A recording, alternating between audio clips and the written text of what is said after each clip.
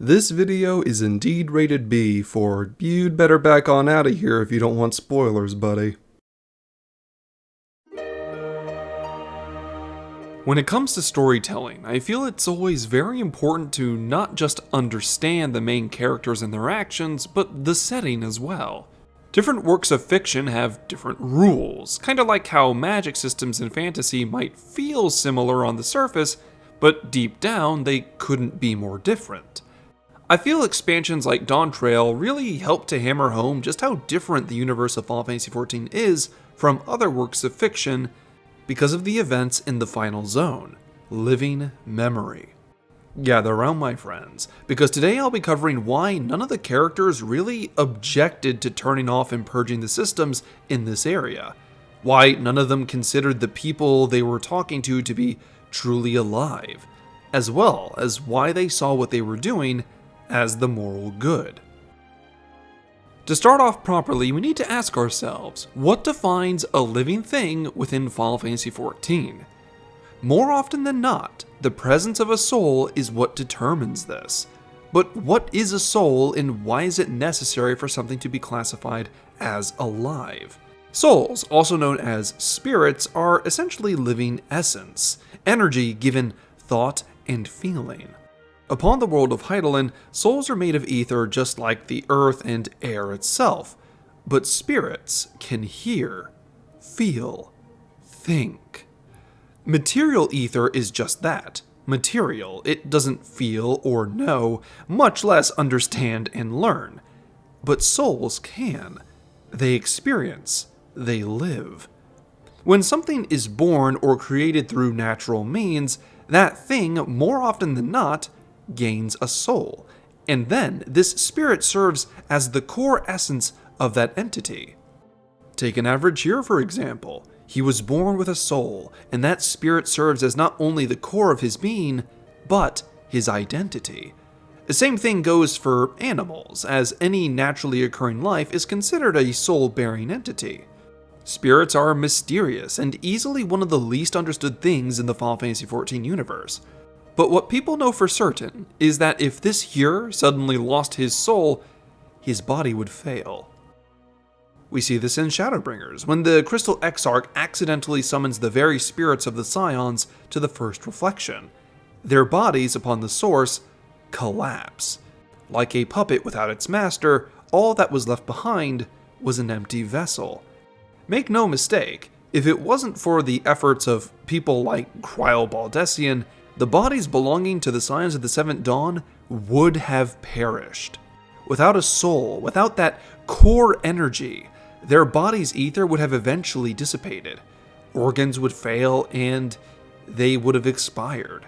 It was only thanks to people like her that their bodies were enriched with enough ether to survive without a spirit for so long. This, alongside other moments in the MSQ, proves just how important the presence of a spirit is for something to not only be considered alive, but remain alive. But when something bearing a soul passes on from something natural, like old age or a fatal wound, what happens? Simple. The spirit in question eventually leaves their fallen body behind as their soul begins the long migration back to the ethereal realm, the very core of the planet, experiencing what you might call the afterlife, a place where souls, energy, and ether exists in such excess that it's hard to quantify. It's here that the soul is cleansed of all thoughts, feelings, and experiences of the previous life, renewing and purifying it for another life, a new life, being reincarnated at some unknown time in the future. This is the cycle of life and death. Things live with an abundance of energy, and that energy eventually returns to the world upon death. The end seeds new beginnings, over and over in a seemingly perfect cosmic dance. This is why the ethereal realm is so important. Without souls, without ether, the core of this world would fail, and thus the entire star would perish. And if you want to see what a world without an ethereal realm looks like, well, look no further than the Void. It's a desolate landscape, being the cold future of any world without the natural cycle of souls. and by extension, life itself. Even the ancients recognized how important this cycle of energy and souls was, and thus dedicated 2 entire seats on the Convocation 14 to stand as observers of this cycle: Emet-Selch and Fandaniel. To put it simply, Emet-Selch was the overseer of death, while Fandaniel would be the overseer of life. Emet-Selch would ensure that things like souls could freely move to and from the ethereal realm, ensuring that life could flow from death safely and naturally. Fandaniel would likewise ensure that life was allowed to flourish. For example, Fandaniel would likely not intervene if a wolf hunted a rabbit, because that's just nature. However, if a disease or rabid monster began to ravage the world and devastate all life in its path, Fandaniel would likely step in to stop it. Likewise, Emet-Selch would ensure that the mass death caused by such an event would not do any unnecessary harm to the world or the ethereal realm. Think what you will about the ancients, but they always did everything in their power to protect and enrich the world, with many jobs and rules in place to make sure that life and the star would flourish in a variety of impossible and beautiful ways under their watch. While this is a very brief explanation on the history of souls and life upon the star, I hope it serves to reveal just how important the lives and movement of souls are to maintaining life upon the world. So then, with that out of the way, where does that leave memory, or soulless entities? The ether that makes up someone or something's memory is just another type of etheric energy at the end of the day. But the kind of ether that makes up memories is actually one of the weakest kinds.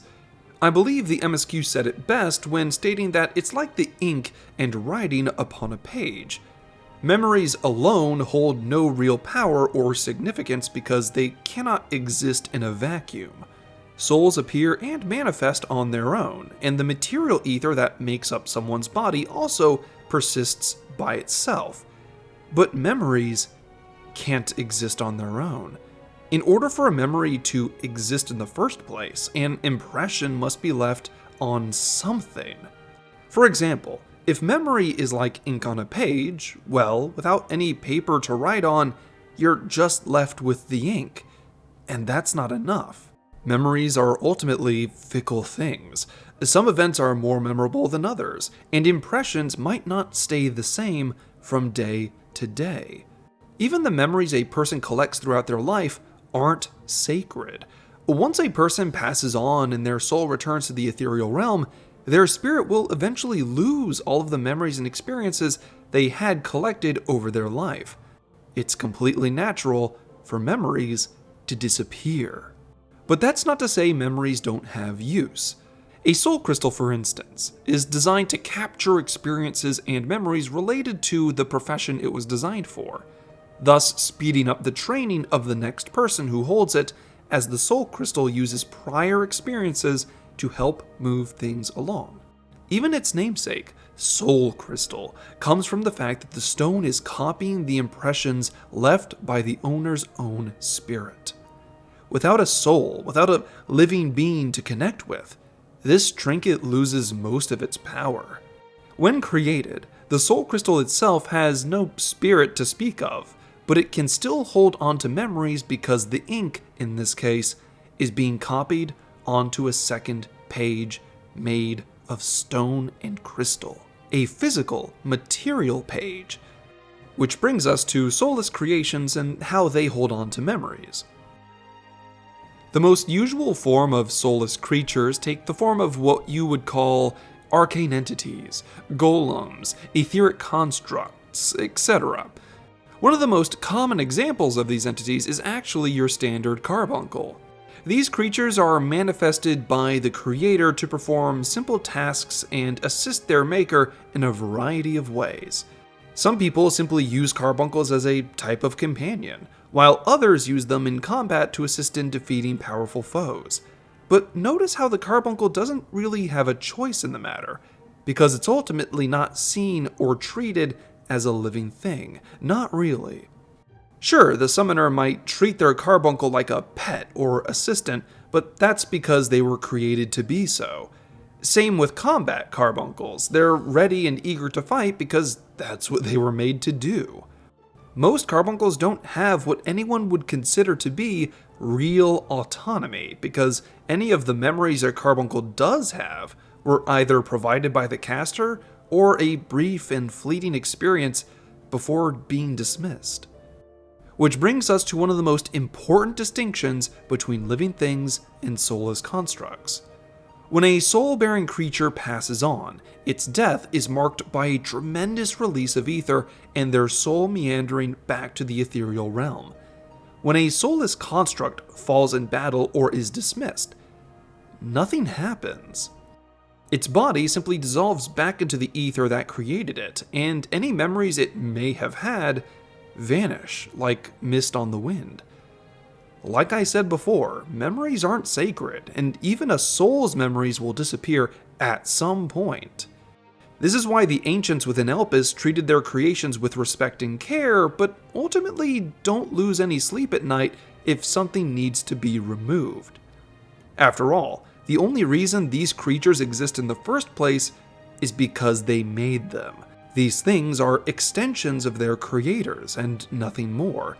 The world is ultimately unaffected by the passing or destruction of an arcane entity. Now, with that massive explanation out of the way, I hope it's much more clear why the Warrior of Light and their comrades felt no real hesitation when it came to turning off the servers of living memory one by one. After all, the Warrior of Light as a person has already slain many living things in their travels. Monsters, animals, and even people. When something suddenly disappears into a puff of purple smoke, that's not a friendly way of saying you knocked it out. It's gone, and you're the one who slayed it. So why would the Warrior of Light, someone who's already cut down many living things, suddenly hesitate with memories that have existed much longer than they naturally should? Alexandria had committed the ultimate sin of toying with life itself, using the immortal spirit like a tool, a battery, instead of treating it like the person it once was. Their actions, if left uninterrupted, would eventually stifle the flow of spirits across the source. Life itself would begin to fade as Alexandria hoards more and more souls to power these recorded memories. Allow me to make this clear. If life upon the source fails due to a lack of souls and the world becomes a husk of itself, not only would the source be destroyed, but the first and all other reflections would perish as well. Alexandria needs to be stopped. These people, these memories, were never alive, not really, just impressions of a life once lived, fueled by the torment of living things. On the surface, everything looks so colorful and grand, but the cost of what they were doing couldn't be more harrowing. To place the value of these memories higher than the souls used to power the system is to eventually condemn the world. Could it be argued that the Warrior of Light and companions didn't need to turn off the servers to defeat Sphene? Yes, it certainly can. However, Sphene's calculations had become a distraction, making this likely the only time they were guaranteed to turn off these systems without resistance. Systems that needed to be turned off, thus freeing whatever souls were being used to power living memory. This had to happen. These memories were being artificially suspended, and without the system to maintain the illusion, the memories disappear, just like they would have naturally. This is what made the Warrior of Light's actions the moral good, and why Sphene's fixation on memories cast her as the villain. If left unchecked, Sphene would have perpetuated a memory of life at the cost of true living things. This is also why the Warrior of Light is only given the option to say how they want to free the souls contained by the Arcadion. They know how bad preventing souls from flowing naturally truly is, especially after witnessing things like The Void and Final Days.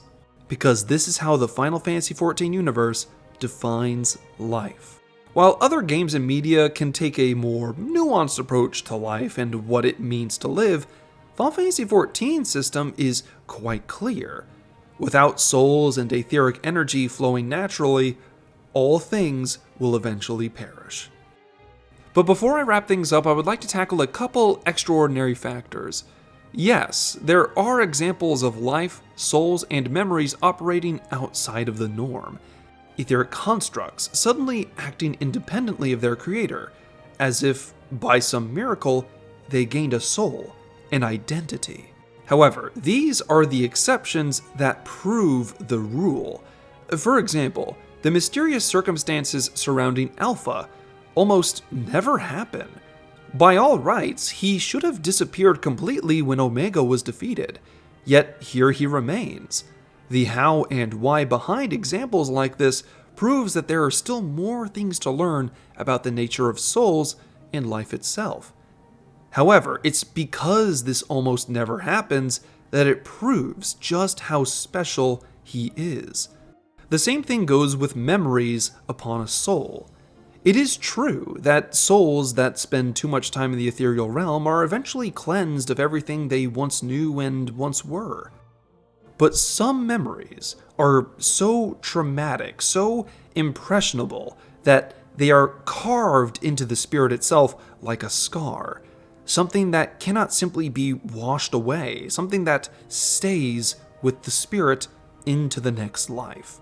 The greatest example we have of this are the spirits of the ancients that experienced the Final Days.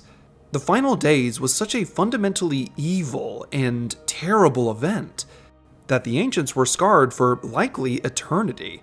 They had to watch as everything they knew, loved, and understood was destroyed in a sea of blood. And thus the scars of that time stuck with them, manifesting in what we understand as someone awakening to the echo. But again, that's not normal, and we have more examples of people not remembering past lives than we do of people actually understanding what's happening to them. So, I hope today's explanation on life, souls, and memories helped to reveal the motives behind the Warrior of Light's actions during Dawntrail and why no one really cared that they were deleting what would have been thousands of memories. If these memories were being powered by anything other than the souls of living people and copious amounts of ether, then it's very possible that living memory would have been left alone. Much like how the Warrior of Light doesn't exactly go out of their way to stop the fake Amarot that Emmett Silk created, because his creation, while stupendous, will eventually fade away without him to maintain it. But Alexandria's system is fundamentally flawed, and they will need to give up on their soul cell system eventually. How, why, and when that will occur is up to the writers of the MSQ, but as for now, we're left to ponder and wait. So, until the day comes when we can learn this knowledge together, stay safe, my friends. Thank you all for watching. If you enjoy my content, it would mean the world to me if I had earned you as a subscriber. We are currently on the road to 50k, and I'd love to have you as part of that journey. I'd also like to take this time to thank my amazing Patreon supporters: Nanama, Amina Viltaria, Slippers, Ozkan Hawk, Naria O'Meara, Potato, Seth Rosewood, and Sinalv Bagel. Your support has always meant so much to me and helps to keep the content flowing with ease. If you're interested, there are additional links down in the description to my Discord, X, and other things as well. But until I see you again, I hope you're having an amazing day. Class dismissed.